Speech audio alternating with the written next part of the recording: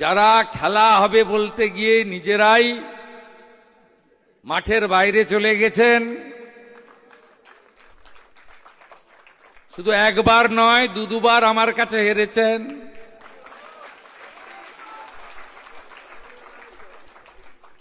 তিনি খুব সুকৌশলে 16ই আগস্ট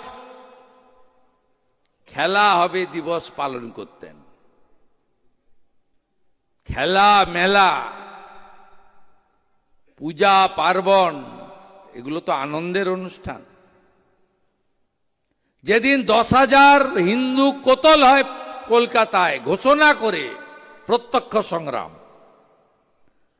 সেটা আনন্দের দিন হতে পারে না। সেদিন খেলা মেলা ইত্যাদি হতে পারে না। আমরা যেমন পয়লা বৈশাখ বাতিল করে 20 জুন করে প্রতিষ্ঠিত করেছি সত্যকে, একইভাবে খেলা হবে দিবস বাতিল করে আয়ুষ্মান দিবস পালন করছি 16ই আগস্ট।